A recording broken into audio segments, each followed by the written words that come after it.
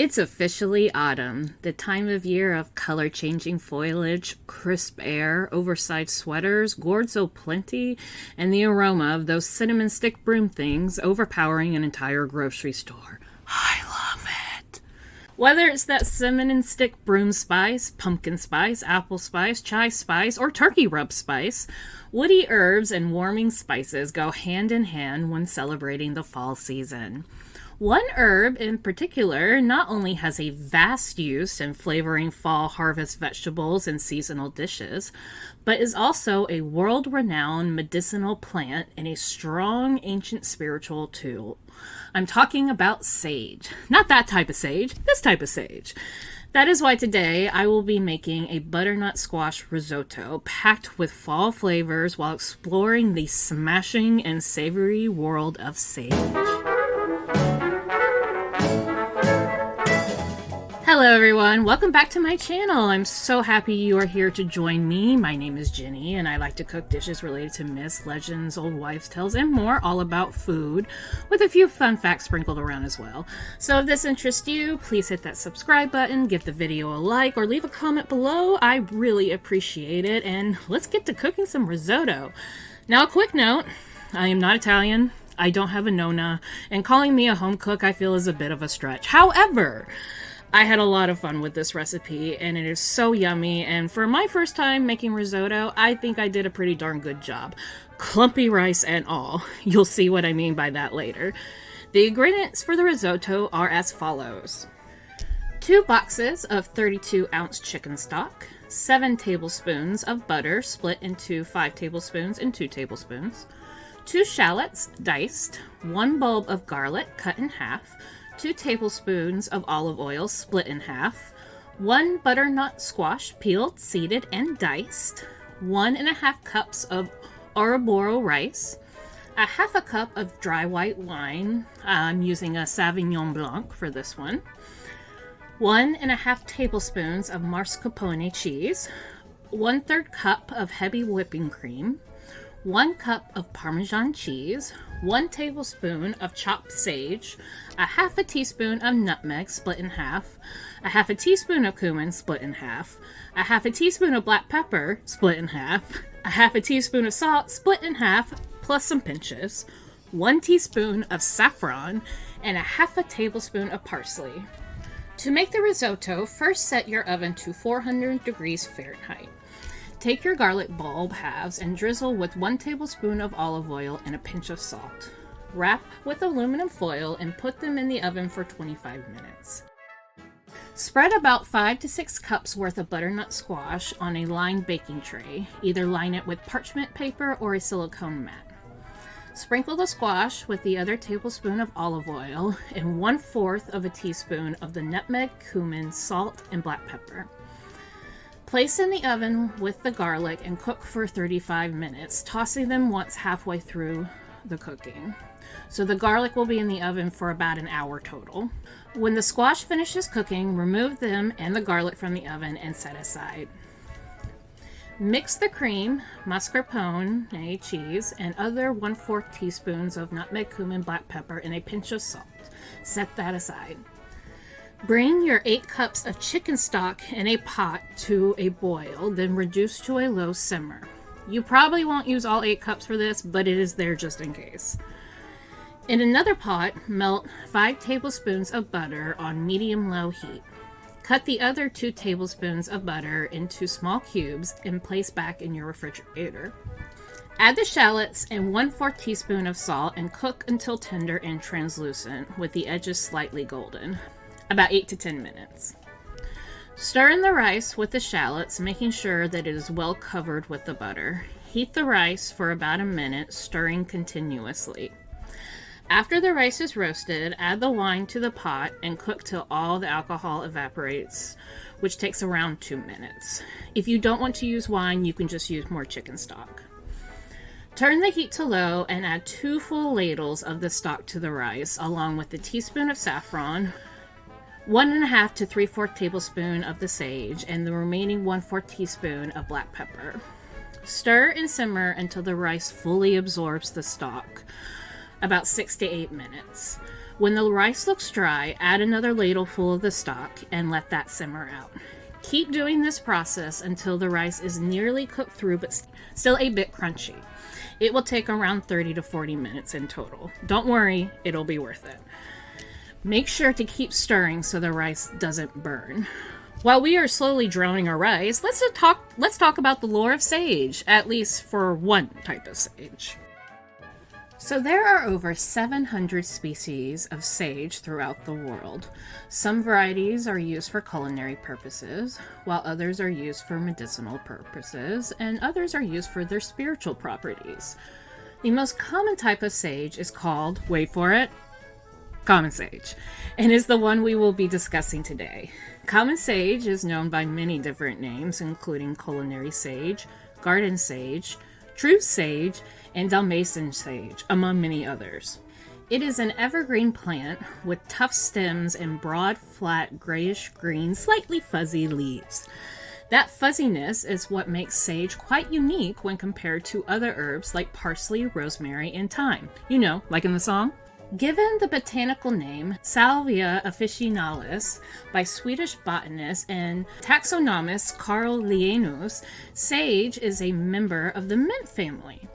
It is believed to have originated in the Mediterranean region, specifically in the areas we now know as Bosnia and Albania. Culinary sage has a long, rich history of being used in medicinal, culinary, and ceremonial applications that started all the way back in ancient Egypt. The ancient Egyptians would use sage as a fertility treatment as well as to treat stomach ailments, toothaches, and even asthma. It was even listed in the Ebers Papyrus as a remedy for itchy skin. Some scholars believed ancient Egyptian mothers would also use sage to decrease breast milk production to facilitate weaning. Sage was also used regularly in ancient Greeks. Greek physicians Dioscorides and Galenos recommended sage for wound healing, women's health, and as a diuretic. Hippocrates praised sage for its styptic and strengthening qualities. In ancient Rome, sage was considered a holy herb that had substantial healing properties, particularly helpful in the digestion of fatty meats. Pliny the Elder noted that Romans called sage salvia.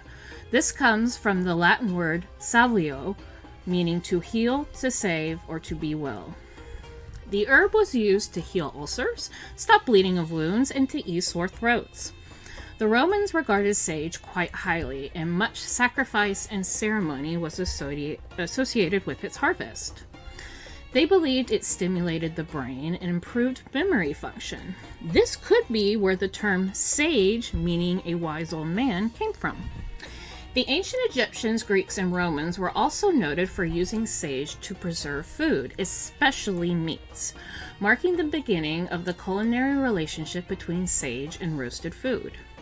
This practice was also done during the Middle Ages, but not necessarily for the same reasons.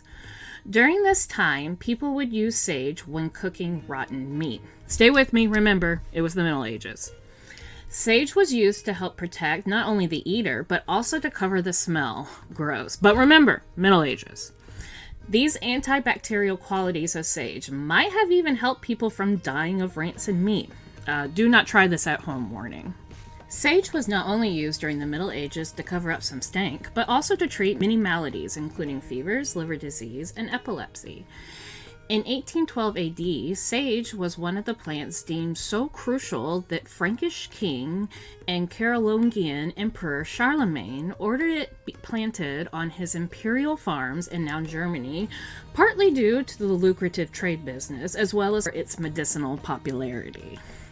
Charlemagne also mentioned in the old text Capitulaire Dividi, which is basically a document meant to explain the instructions and criteria for managing one of Charlemagne's estates. So it is a very, very important document to have around at the time. The herb was used in England to make a drink that was considered a pleasant beverage and a healthy tonic. Medieval monks would use it to cleanse the body and also to whiten teeth.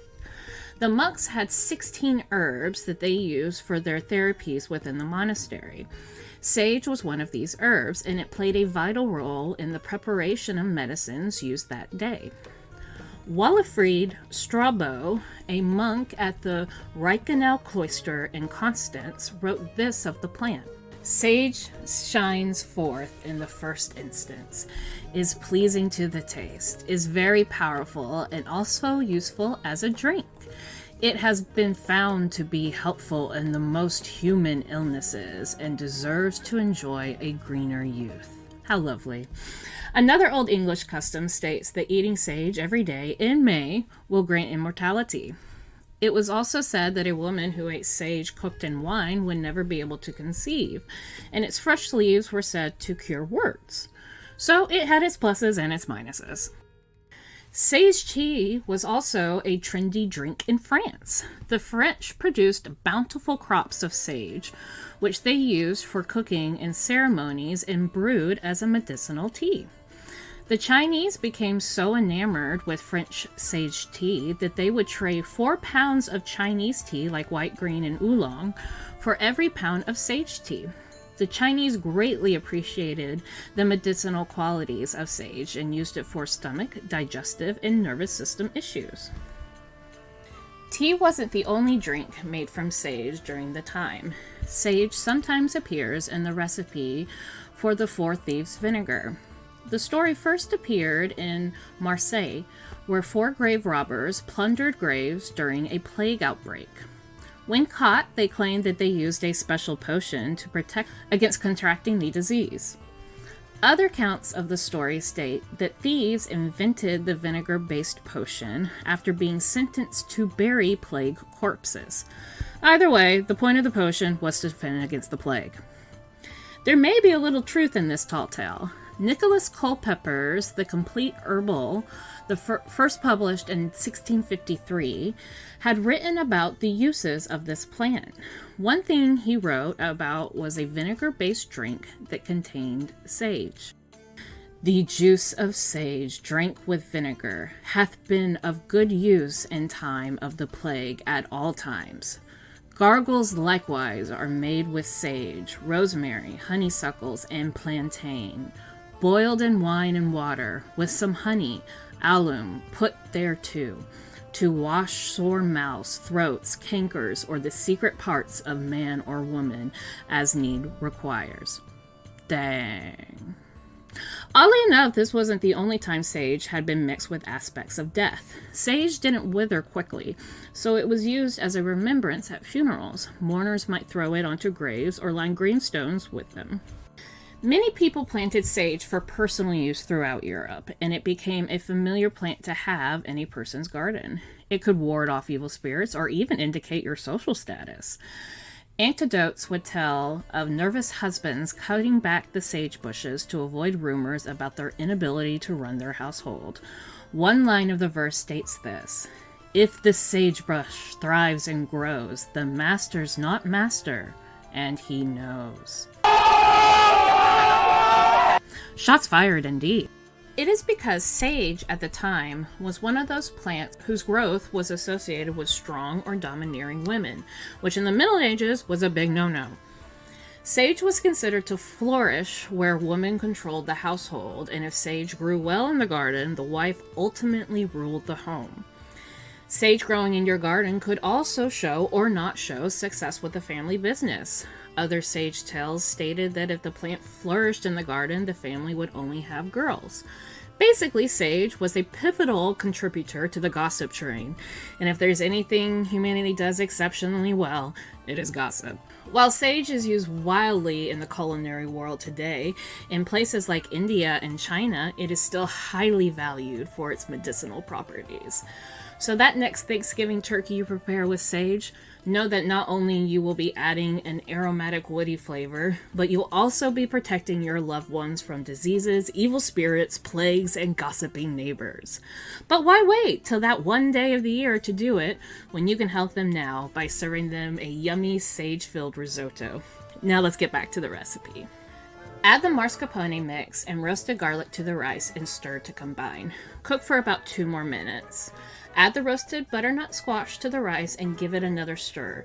Add more stock if the risotto becomes too thick. You want it to be a little runny and not clump together and kind of splorp. That's a word, right? Splorp out onto the plate. At least that is the goal when it comes to traditional risotto. It is still delicious, even in clumpy. Add the butter from the fridge and stir vigorously until the butter is mixed and melted through. This step is what gives the risotto its creamy texture. Taste the rice and add more stock if still al dente, and more salt and pepper if wanted for personal preference. Note, you will get salt from the Parmesan cheese, so if it feels under seasoned, wait to see if the cheese fixes the problem. When in doubt, cheese. That's my life motto. Turn off the heat and sprinkle the cup of Parmesan on top. Put the lid on your pot and let the risotto rest covered for 5 minutes. Serve the risotto on plates or in bowls. Add more sage, parsley, or grated Parmesan cheese if wanted for personal garnish, and enjoy. When I say this is an explosion of fall flavors in my mouth, I think that would be an understatement. The risotto is creamy and silky, and the butternut squash is sweet and nutty and kind of tastes like a more floral version of a sweet potato. The spices, though, the spices are where it's really at. The saffron, nutmeg, cumin, and sage all work together so harmoniously and don't compete with the flavor of the squash and just scream, "I am autumn, hear me roar." At least that is what I'm imagining in my head. This is my first time using fresh sage, and when I think of sage, I think of the dried sage smell, which is quite pine-like and almost musty in odor. So I didn't really know quite what to expect from the taste of fresh sage. The fresh cooked sage, though, is a whole nother ballgame. It's earthy and woody, but not to a level where I feel like I'm eating a Christmas tree. I'm looking at you, Rosemary. And it also has a slightly sweet citrus note to it. It is crazy good, and I'm definitely making this at the beginning of every autumn season from here on out. I'm just so pleased with how it turned out, clumps and all. Thank you so much for joining me today. Like the video, hit the subscribe button, and leave me a comment. If there's some lore about sage I missed, let me know in the comment section and I will pin one of them to the top. Thanks again for watching, and I will see you next time. Bye!